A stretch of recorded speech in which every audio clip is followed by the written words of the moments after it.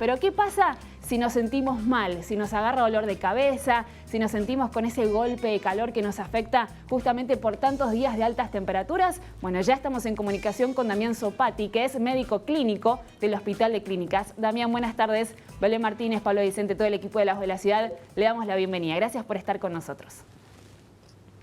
Buenas tardes. Gracias. Estamos hablando de este golpe de calor, de estos días intensos de altas temperaturas, y por más que venga el alivio dentro de unos días, se estima mañana pasó, las temperaturas y van a seguir altas. ¿Qué hacemos si nos sentimos mal? ¿Cuáles son los síntomas de un golpe de calor y qué tenemos que hacer al respecto? Bueno, pueden ser varios los síntomas y que lo podemos sentir nosotros mismos o podemos advertirlo y darnos cuenta en alguna persona que tengamos cerca de nosotros.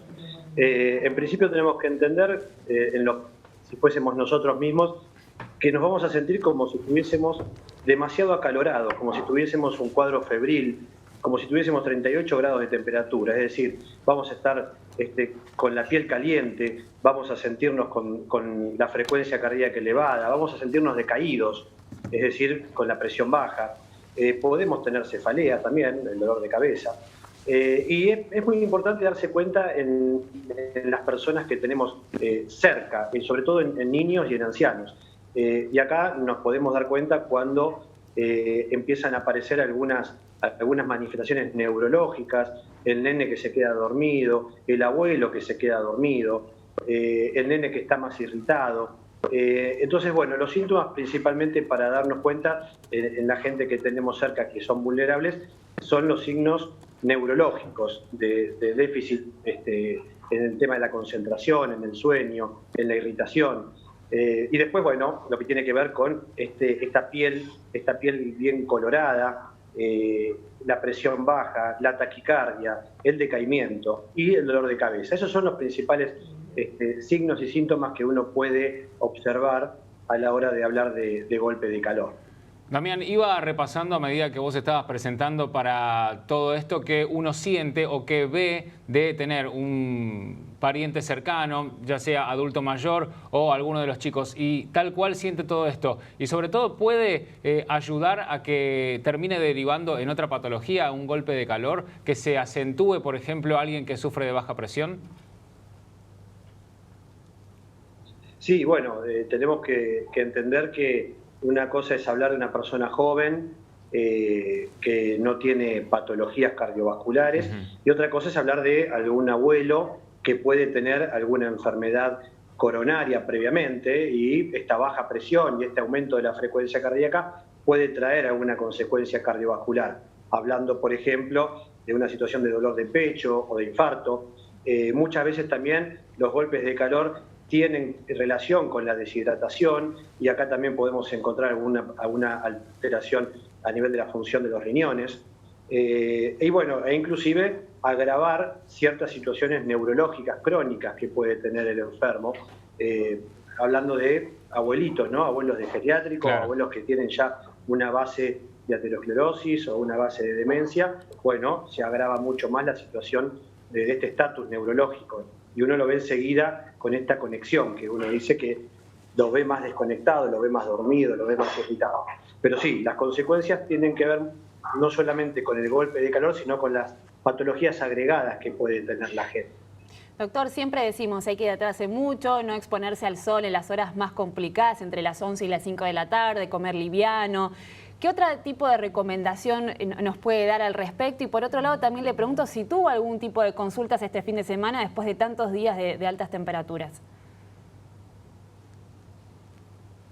Bueno, sí, nosotros consulta tenemos todos los días al respecto. Muchas veces es como una situación previa, porque la gente de edad media consulta más fácilmente que el abuelo, claro.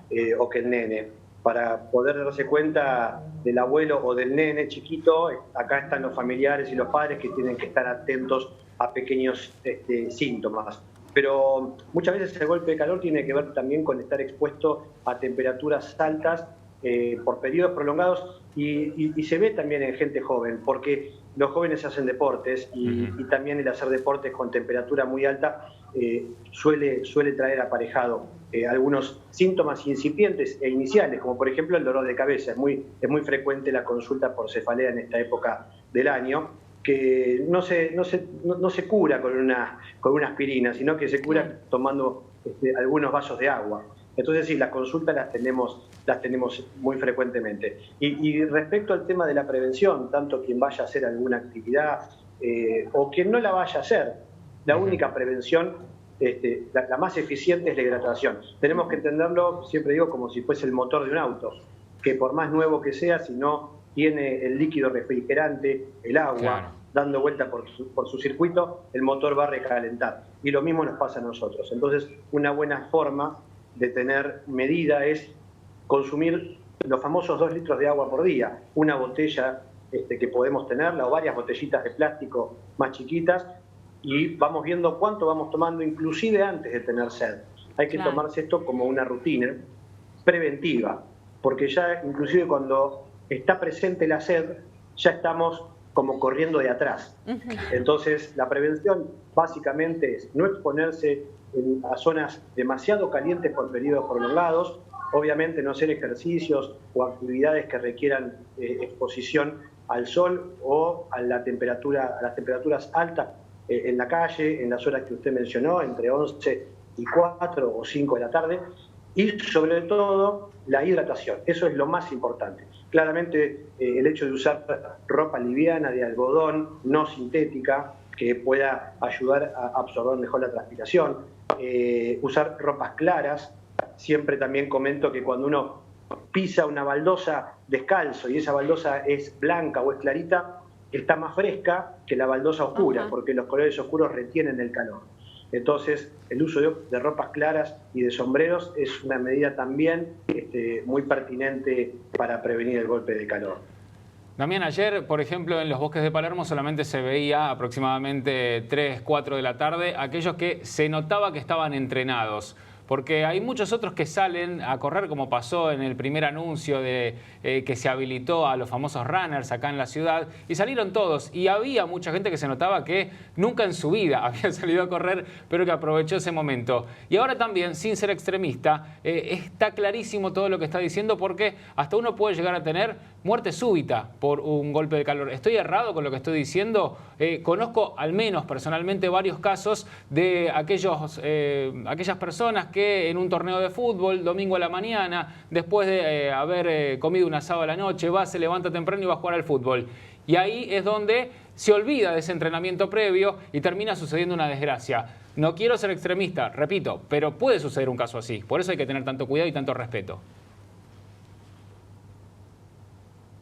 Sí, lo hemos visto, en verdad. Bueno, para que se suceda una muerte súbita, por lo general debería haber una enfermedad coronaria previa, que esto quiere decir alguna arteria tapada en el corazón, al menos parcialmente, que la persona no lo supiese, y cuando se incrementa el consumo de oxígeno aparece el infarto. El infarto suele ser la causa de la muerte súbita en la mayoría de estas situaciones de ejercicio. Sin embargo, sin llegar al extremo de la muerte súbita, tranquilamente podemos encontrarnos con casos de desmayo, de pérdida de la conciencia, o de casos de disminución de la presión arterial, que hace que uno se encuentre muy frecuentemente a personas sentadas o acostadas tratando de recuperarse. Y lo hemos visto este fin de semana con tanto calor. Personalmente he visto gente, inclusive mayores, tratando de hacer alguna actividad física en pleno rayo del sol.